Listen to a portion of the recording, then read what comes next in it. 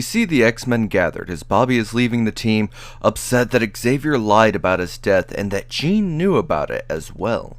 She tells him that Charles simply didn't want to worry them about the Xenox invasion, but Bobby doesn't want to follow his orders again, as his choices might not be his own. Just then, Xavier summons them into the library, but the youngest X-Man refuses to join. The teens meet Xavier in costume, joined by Havoc and Lorna. Charles asks where Bobby is, and upon hearing the situation, dismisses it for more important business to the others' dismay. Charles then admonishes them for chatting amongst themselves as he asks about everything that happened during his isolation. He apologizes to Alex and Lorna as he scans their minds for details and it pains them. He sees the event with Grotesque along with Changeling's death as he then moves on to Bobby's first encounter with both Lorna and Mesmero. He is shocked to see the evil mutant working for Magneto and claiming to be her father. He then sees Scott revealing his brother's existence and the run-in with the Pharaoh. He then sees the Pharaoh's transformation into the living monolith, Alex's capture by the revived Sentinel program, and how he was imprisoned with others by Larry Trask. Then, that the X-Men sought out Karl Lykos to help Alex, and the Doctor's subsequent transformation into the monster known only as Sauron. Witnessing the fall of Lykos over the cliff, Charles learns that upon following to retrieve the body, they entered the Savage Land only to find Magneto alive and well, trying to revive his failing powers when he is seemingly killed once again. Merely glancing upon their encounter with Sunfire, he then sees them return home to find the Professor alive and well, preparing a defense against the impending Xenox invasion.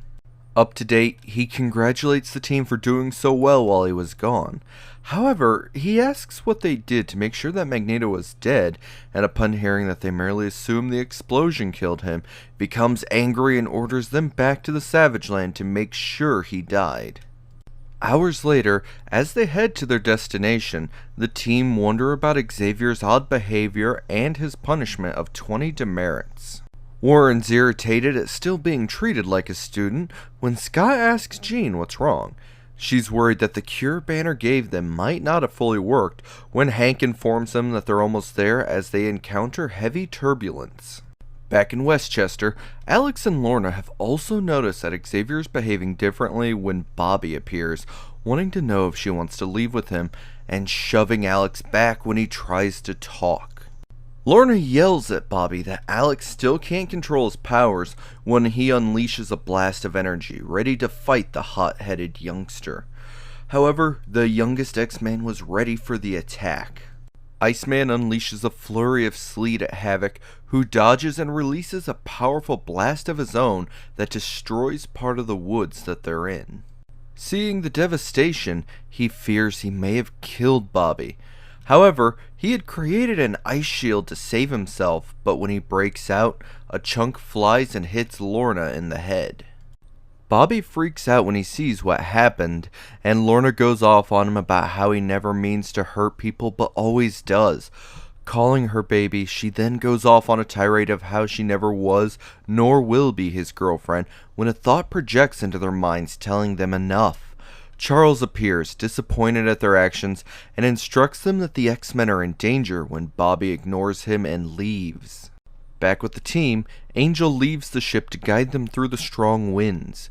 Beast and Cyclops are angry at him for putting himself in danger, while Jean suggests that it's done and that they take advantage of his guidance. Beast, though, isn't too sure as the ship isn't maneuvering well, and Warren takes a sharp dive through a lighter tunnel of turbulence, allowing them to get beneath the torrents of wind and finally emerge into the Savage Land. Cyclops sees a clearing they can use to land when Beast tells them that the steering isn't working and Angel asks why they aren't landing yet. Warren watches as they are heading straight towards the side of a mountain. Cyclops orders the dome of the ship opened, while Beast worries of how they need every bit of protection they can get if they crash.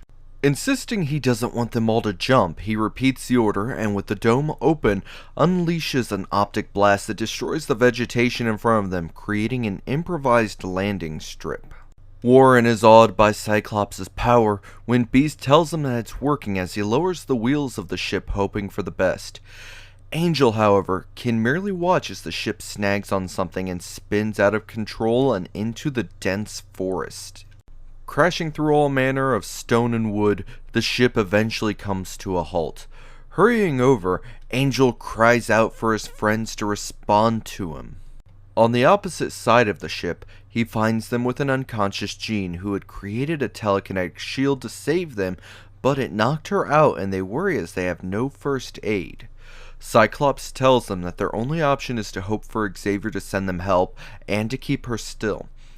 Beast then points out a gathering of approaching Savage Land natives wearing odd costumes. Cyclops hopes that they'll be able to help Jean, or at least get them to Gazar, and tries communicating with them.